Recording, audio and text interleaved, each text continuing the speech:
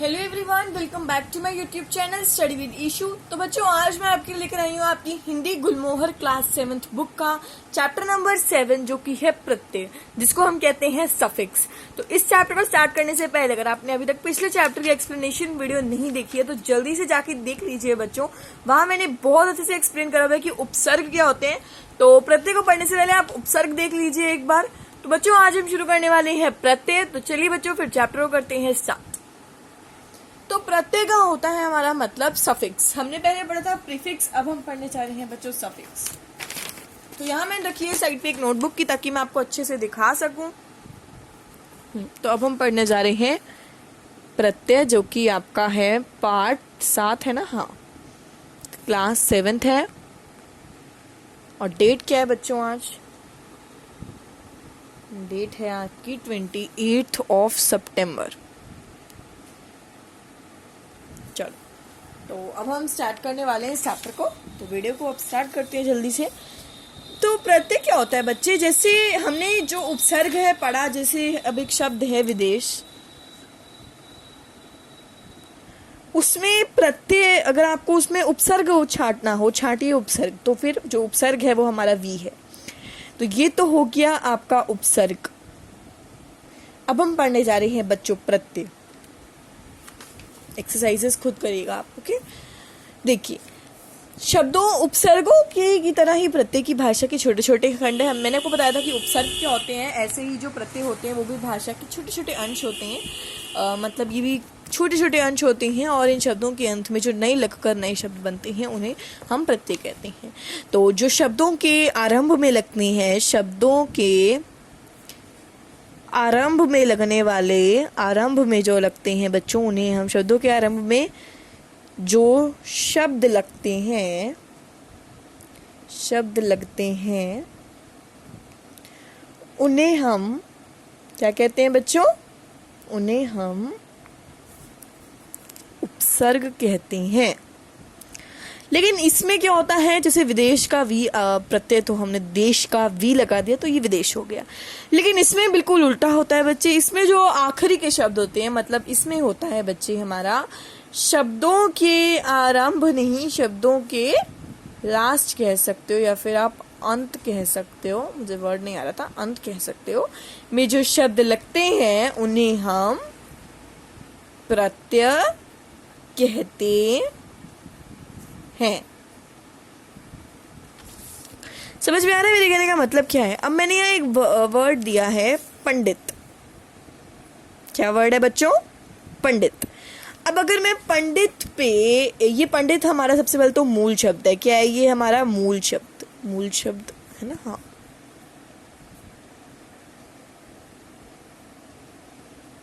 ये मूल शब्द है। कैमरे को थोड़ा सा इधर कर देती हूँ।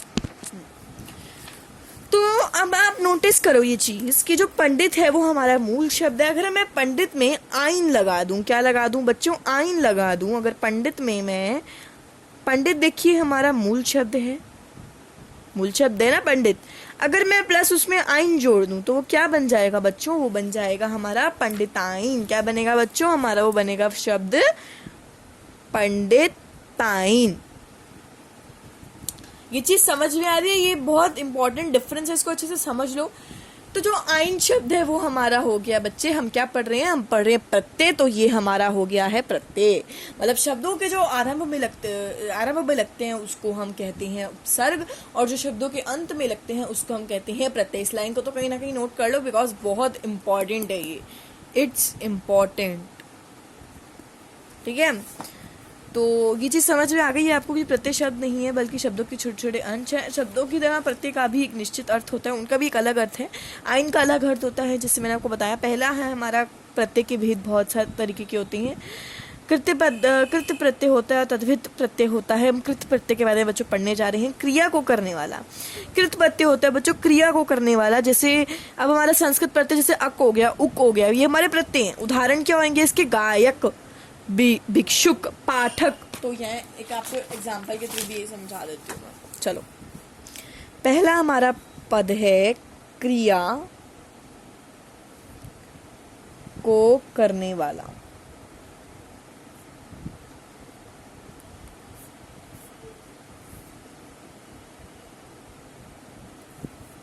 कृत प्रत्यय।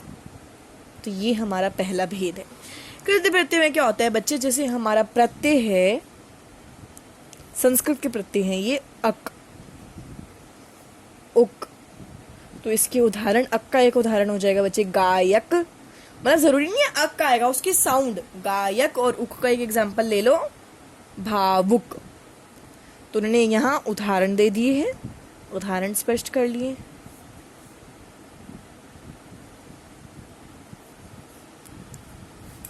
समझ में आ रहा है? पहला हमारा ये संस्कृत प्रत्यय है, ये जो दोनों प्रत्यय हैं वो बच्चों क्या है, हमारे संस्कृत प्रत्यय हैं, तो इसको एक बार आप लिख लीजिए। संस्कृत प्रत्यय हमारे कृत्य प्रत्यय होते हैं, कृत्य प्रत्यय होते हैं, और इसमें हमें ऐसे लिखना होता है। अब हम आगे पढ़ते हैं।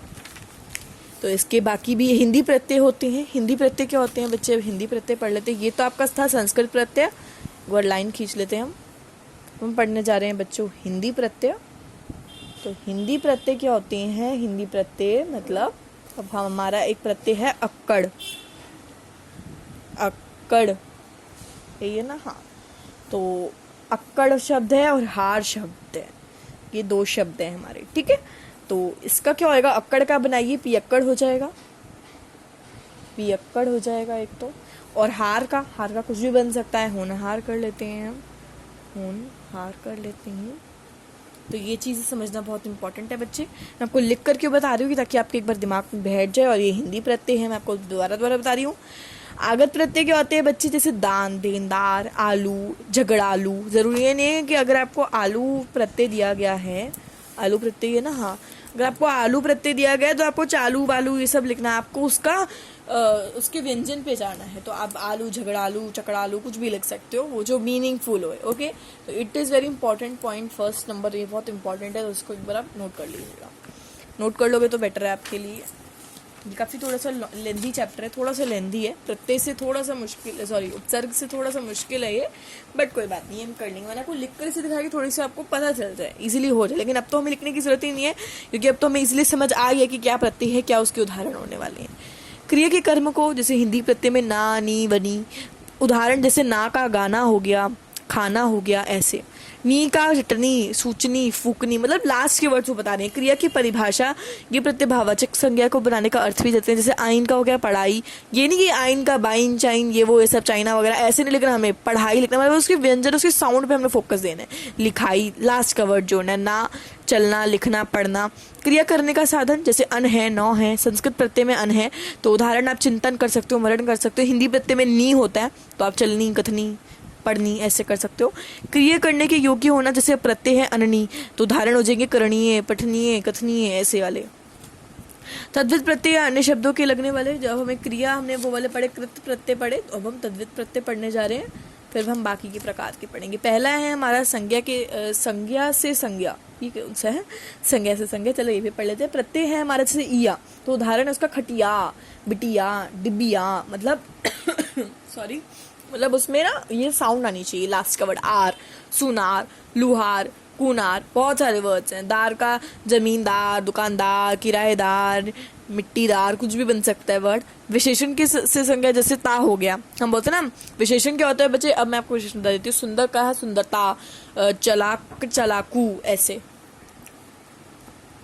हाँ, तो बच्चों क्रिया विशेषण में क्या होता है, जैसे ला लग जाता है तो अगला, पिछला, निचला, तो बच्चे इसमें ज़्यादा कुछ है नहीं बच्चे। वैसे इनमें थोड़ा थोड़ा इन्होंने बताया वो, जैसे लिंग बोधक में क्या आता है, जैसे बाला है तो बाल का बाला हो जाता है, सूत का सूता हो जाता है, घोड़ा का घोड़ी हो जाता है। उन्होंने ये बताया कि ई लग जाता है। और स्त्रीलिंग से पुल्लिंग में आने से भैंसा, मौसी, मौसा, ऐसे आ जाता है। संज्ञा की विशेषण बनाने के लिए जैसे ई का है वसंत, बसंती, धन, धनी, ऐसे ई का वर्ड लग जाता है। इसमें कुछ ज़्यादा है नहीं समझाने वाला, तो मुझे लगता नहीं है ये चैप्टर बहुत मुश्किल है, बहुत ईजी है, छोटा सा कंसेप्ट है ये वाला। मैंने आपको इसको डीपली समझा दिया है, क्योंकि जो डीपली समझाने वाला था मैंने आपको समझाया, ऐसे बात नहीं है कि कुछ नहीं समझाया, समझाया है मैंने आपको। ये देखो पूरा आपको क्लियर करवा दिया अच्छे से, जो इंपॉर्टेंट था मैंने आपको समझा दिया। वैसे कुछ इंपॉर्टेंट नहीं है इसमें। अक्कड़ का घुमक्कड़, पियक्कड़ अभी हमने पढ़ा ही था। व्यवसम बोधक का आर है, शब्द हमारा लोहा है, तो क्या बन जाएगा, लोहार, ऐसे वाले शब्द भी आ सकते हैं। इसको भी एक बार प्रैक्टिस करना, प्रैक्टिस करोगे तभी आएगी ये चीज़, तो वैसे नहीं आने वाली। और लास्ट में क्या है, संबोधक में हिंदी में तर तथा तम संबोधक प्रत्यय, और तर और तम जो होते हैं बच्चे वो संबोधक प्रत्यय होते हैं। शब्दों को जोड़कर तुलनामतन स को प्रकट किया जाता है। जैसे उच्च हो गया, उच्चतर, उच्चतम, तो ये तर और तम का वर्ड एक बार याद रख लेना बस, और तो कुछ है नहीं वैसे खास इस चैप्टर में। तो बच्चे यही मेरा चैप्टर खत्म होता है। इसकी जो एक्सरसाइज है ट्राई विद योर ओन, मैं बार बार बोलती हूँ ट्राई विद योर ओन, क्योंकि हर एक्सरसाइज का एक क्वेश्चन बहुत इंपॉर्टेंट है, तो प्रैक्टिस करो, आ जाएगा समझ में। बहुत अच्छे आपको एक्सप्लेन भी कर दिया गया आज की वीडियो में। अगर आपको आज की वीडियो अच्छी लगे बच्चों तो लाइक जरूर करना, शेयर जरूर करना अपने फ्रेंड्स एंड फैमिली के साथ। I will meet you in the next video, तब तक के लिए bye bye and take care, bye bye all. और कोई डाउट है तो कमेंट सेक्शन में लिख देना, don't be shy, bye bye.